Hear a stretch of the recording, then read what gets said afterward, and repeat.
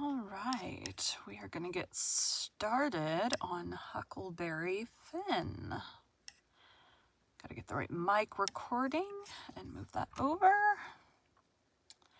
There we go.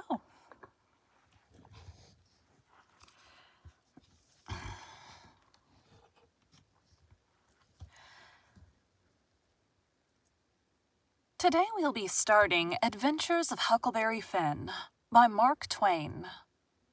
Chapter 1. You don't know about me. Without, you have read a book by the name of The Adventures of Tom Sawyer. But that ain't no matter. That book was made by Mr. Mark Twain, and he told the truth, mainly.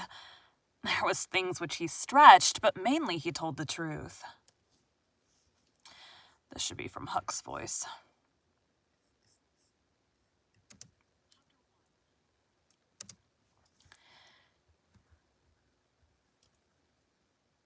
You don't know about me without you've read a book by the name of The Adventures of Tom Sawyer. But that ain't no matter. That book was made by Mr. Mark Twain, and he told the truth, mainly. There was things which he stretched, but mainly he told the truth. That is nothing. I never seen anybody but lied one time or another. Without, it was Aunt Polly, or the widow, or maybe Mary. Aunt Polly.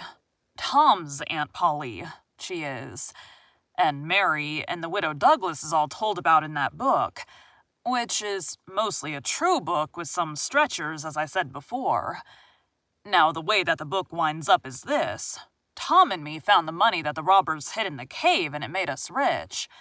We got $6,000 apiece, all gold.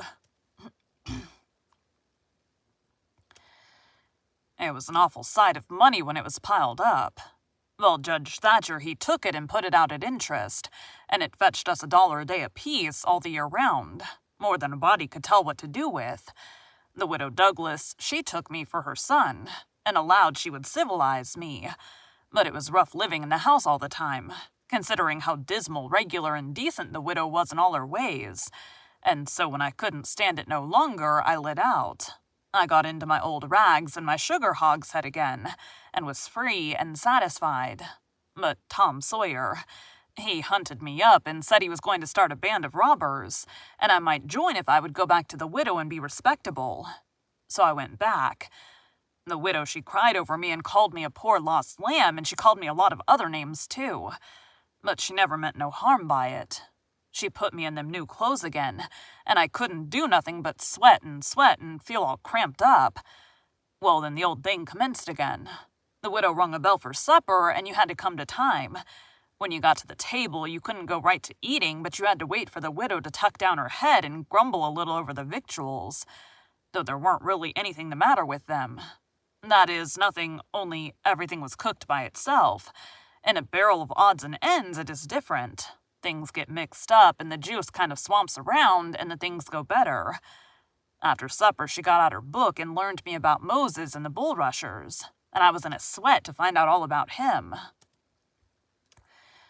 But by and by, she let it out that Moses had been dead a considerable long time, so then I didn't care no more about him, because I don't take no stock in dead people. Pretty soon I wanted to smoke and asked the widow to let me, but she wouldn't. She said it was a mean practice and wasn't clean, and I must try to not do it anymore. That is just the way with some people. They get down on a thing when they don't know nothing about it. Here she was a-bothering about Moses, which was no kin to her, and no use to anybody being gone, you see. Yet finding a power of fault with me for doing a thing that had some good in it. And she took snuff, too. Of course, that was all right, because she done it herself. Her sister, Miss Watson, a tolerable slim old maid with goggles on, had just come to live with her and took a set at me now with a spelling book. She worked me middling hard for about an hour, and then the widow made her ease up. I couldn't stood it much longer. Then for an hour it was deadly dull, and I was fidgety. Miss Watson would say, "Don't put your feet up there, Huckleberry, and don't scrunch up like that, Huckleberry, set up straight." And pretty soon she would say, "Don't grap and stretch like that, Huckleberry, why don't you try to behave?" Then she told me all about the bad place, and I said I wished I was there. She got mad then. But I didn't mean no harm. All I wanted was to go somewheres. All I wanted was a change. I weren't particular. She said it was wicked to say what I said. Said she wouldn't say it for the whole world. She was going to live so as to go to the good place. Well, I couldn't see no advantage in going where she was going, so I made up my mind I wouldn't try for it. But I never said so, because it would only make trouble and wouldn't do no good. Now she had got a start, and she went on and told me all about the good place. She said all a body would have to do there was to go around all day long with a harp and sing forever and ever. So I didn't think much of it. But I never said so. I asked her if she reckoned Tom Sawyer would go there, and she said not by a considerable sight. I was glad about that, because I wanted him and me to be together.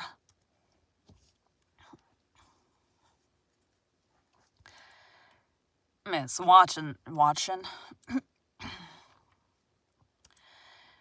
Miss Watson, she kept pecking at me, and it got tiresome and lonesome.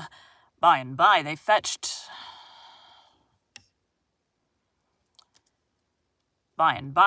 the servants in and had prayers, then everybody was off to bed. I went up to my room with a piece of candle and put it on the table. Then I sat down in a chair by the window and tried to think of something cheerful, but it weren't no use. I felt so lonesome I most wished I was dead. The stars were shining and the leaves rustled in the woods ever so mournful, and I heard an owl away off hoo-hooing about somebody that was dead, and a whippoorwill and a dog crying about somebody that was going to die, and the wind was trying to whisper something to me and I couldn't make out what it was, and so it made the cold shivers run over me. Then away out in the woods, I heard that kind of a sound that a ghost makes when it wants to tell about something that's on its mind and can't make itself understood, and so can't rest easy in its grave, and has to go about that way every night grieving. I got so downhearted and scared I did wish I had some company. Pretty soon a spider went crawling up my shoulder, and I flipped it off and it lit in the candle, and before I could budge it was all shriveled up. I didn't need anybody to tell me that that was an awful bad sign and would fetch me some bad luck, so I was scared and most shook the clothes off of me. I got up and turned around in my tracks 3 times and crossed my breast every time, and then I tied up a little lock of my hair with a thread to keep witches away. But I hadn't no confidence. You do that when you've lost a horseshoe that you found instead of nailing it up over the door. But I hadn't ever heard anybody say it was any way to keep off bad luck when you'd killed a spider. I sat down again, shaking all over, and got out my pipe for a smoke, for the house was all as still as death now, and so the widow wouldn't know. Well, after a long time, I heard the clock away off in the town go boom, boom, boom. 12 licks, and all still again. Stiller than ever. Pretty soon I heard a twig snap down in the dark amongst the trees. Something was a-stirring. I sat still and listened. Directly I could just barely hear a meow, meow down there. That was good. Says I, meow, meow, as soft as I could, and then I put out the light and scrambled out of the window onto the shed. Then I slipped down to the ground and crawled in among the trees, and sure enough, there was Tom Sawyer waiting for me. Thank you for joining Bite at a Time Books today, while we read a bite of one of your favorite classics. Again, my name is Bree Carlile, and I hope you come back tomorrow for the next bite of Adventures of Huckleberry Finn. This is apparently all going to be from Huckleberry's point of view.